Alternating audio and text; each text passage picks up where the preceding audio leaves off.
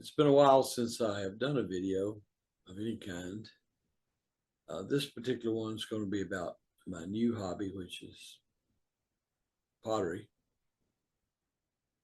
Um, one of my first purchases was a potter's wheel, and that certainly makes uh, creating the pottery faster. Maybe this is the best example of that. It makes a mighty pretty piece, and it's totally food safe and so on and so forth. The trouble is, I can knock one of these out, oh, in an hour or less, in terms of creating the form. And it's got to be dried and pre-fired and glazed and then glaze fired. Of course, the firing is what takes so long because my little pottery or my little kiln only accommodates a 4.5 inch. It only has a 4.5 inch opening, which means it, in all practical terms, 4 by 4 by 4 is, 4 inch cubes, most I can put in there. And that's fine. I mean, I'm doing this for a hobby. I have no intention of making a living doing pottery. After all, I'm retired. I'm just doing something enjoyable to pass some time. And I've done various types. This one here was not done on the wheel. It's done but using what's called the slab method. As you can see, there's the seam right here. But it's also food safe. I think it's a more interesting piece than the one thrown on the wheel. And this one takes a good deal more time. This probably took me 3 hours to put together, not counting the pre-firing, glazing, and glaze firing. Here's another example of a hand-built deal. This one I did with very, very thick walls. It's heavy as lead. And this, while it would be food safe, it wasn't intended to be food, although I guess I can drink coffee on it, out of it, or even maybe eat a small bowl, terribly small bowl of soup. But this would make a good thing for, pencil holder, odds and ends. It's very heavy, so it's a good paperweight as well. Might be a good weapon. But however, this is the way I'm gravitating. Here's another example of one done on the wheel. And it's an interesting piece, and it's food safe, and it might be big enough to do a small bowl of soup with or something. But as you can see, I'm using it here for medical supplies. This one,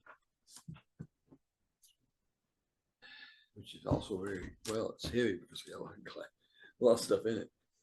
This is another hand-built one, and I really like this better than the stuff I do on the wheel.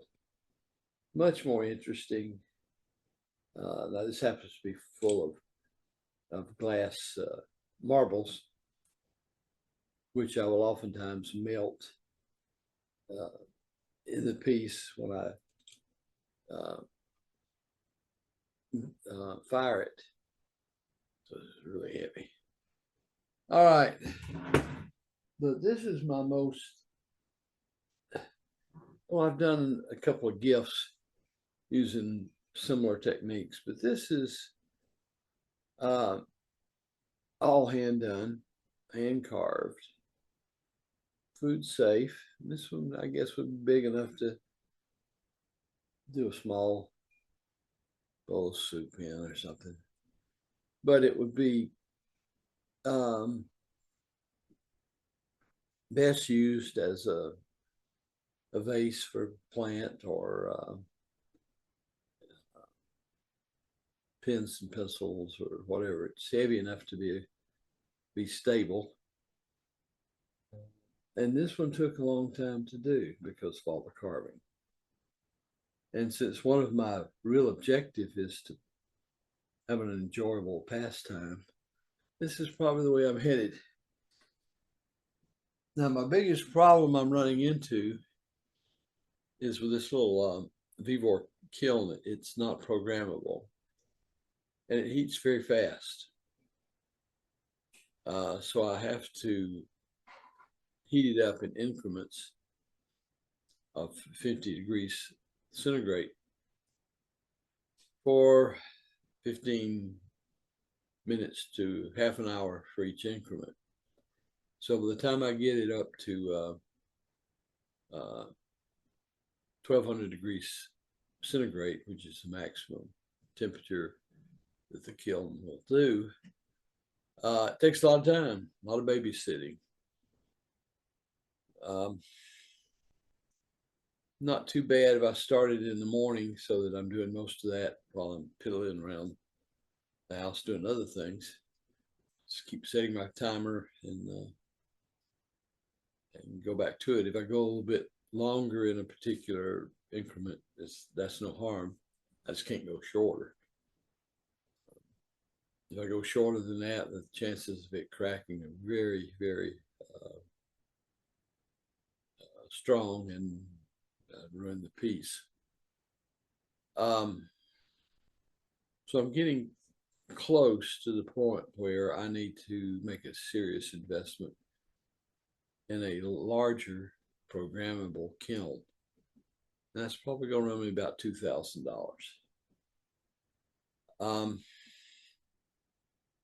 Not quite there yet.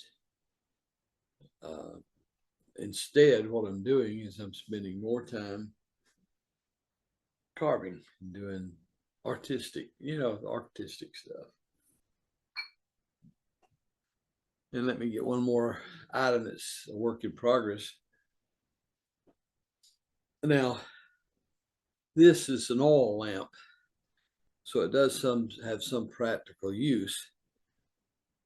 I mean, like I use an oil lamp every day, right? So it's mostly artistic. And I got a long way to go on this one, and it's just still in the clay stage. I'm doing carving and doing structural repairs and fixing cracks and such as that. But ultimately, of course, it'll be a typical oil lamp in that, you just stick a piece of cloth in there and fill it up with vegetable oil or some type of oil and light it, and you got a light.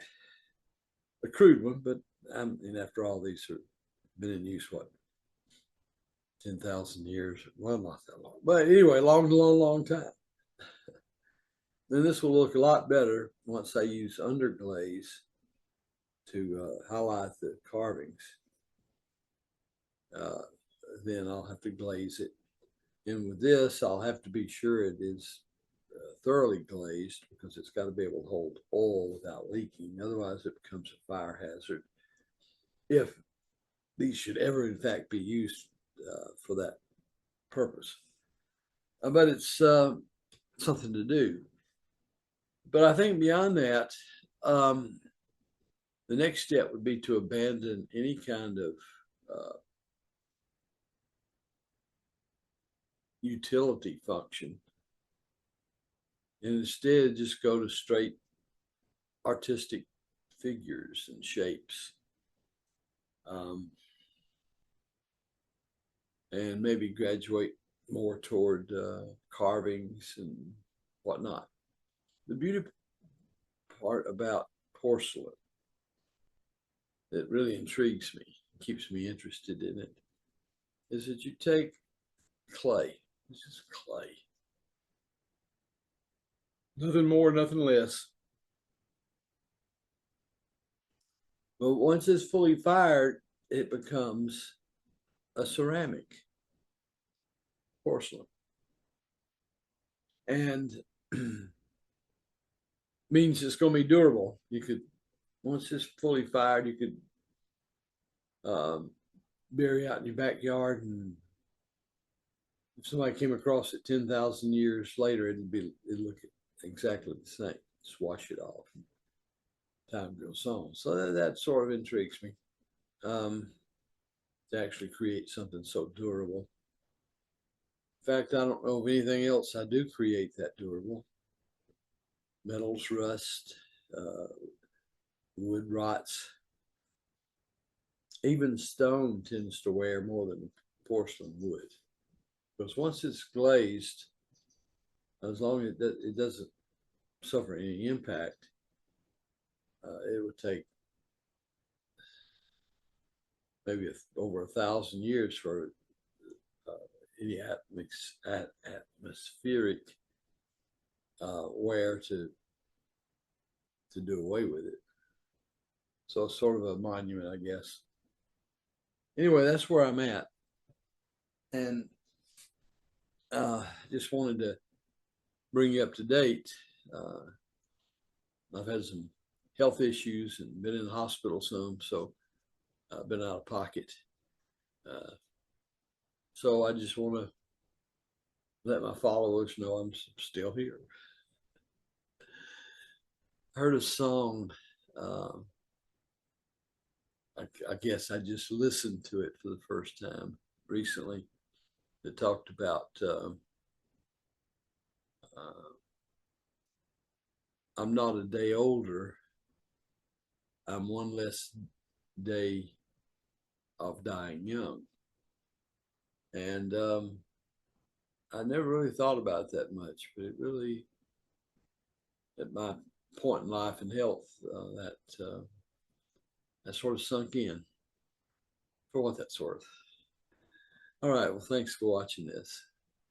And if you would be so kind as to subscribe, I would appreciate it. Thank you so much.